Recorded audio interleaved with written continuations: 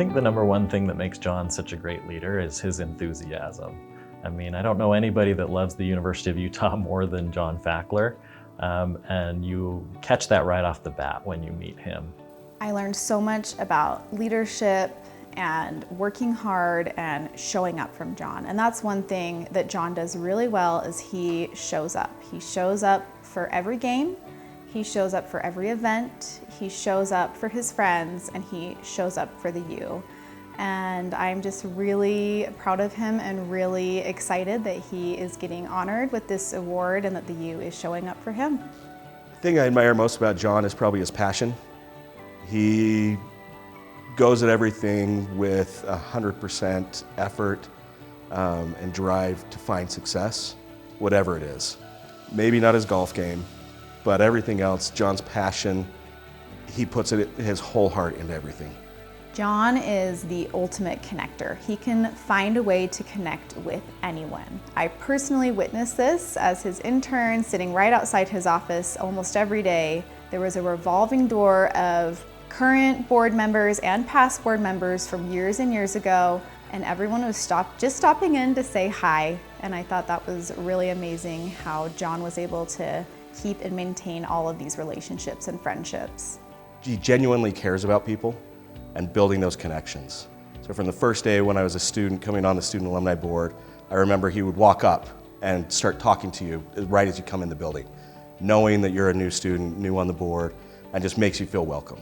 John is a bridge builder, and those bridges that he built when he was here at the university as a staff member and that he's continued to do as an alum are transformational to the institution. And I've been able to see things that John has built have a lasting influence in my own life and in the lives of countless other students. And so I think his legacy really is going to be seen, as you see those MUS students jumping up and down on third down, as you see students working in the laboratory, when you see student volunteers out in the community doing service projects. Every year when you see the Rivalry Week food drive or different campus events like that going on, you'll see John's influence in that because he really was a bridge builder here on campus and has done so many things to better the student experience as well as the alumni engagement experience. And so I think, you're going to see that echoing for generations to come.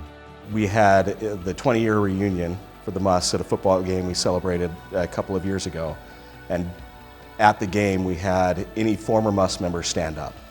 And it was so cool to look around the stadium and see actually how many people stood up as former MUS members. We figure it's around 100,000 students that have been MUS members, and that's impacted their student experience. So that's a legacy that he's going to be able to look back on and continue to touch the lives of students, even though they don't know it's directly attributable to him. I'd like to thank John for everything that he has done for both the University of Utah, the Eccles School of Business, the MUS Board, the Student Alumni Board, and the Alumni Association. He has really given everything he has to the U, and I'm just really excited and proud of him, and he deserves this more than anyone. To thank John for everything he's done for me would be impossible to put into words. The impact that he's had on my life, my friends, everybody else that has come in contact with John, it's hard to really express, but thank you. He really is kind of the embodiment of the famous quote that talks about, people not always remembering what you said or what you did, but remembering how they made you feel. And really my big takeaway from my experience and friendship with John is he's always made me feel like I could achieve great things, and he's been an inspirational leader and mentor, and I'm always going to be grateful for that.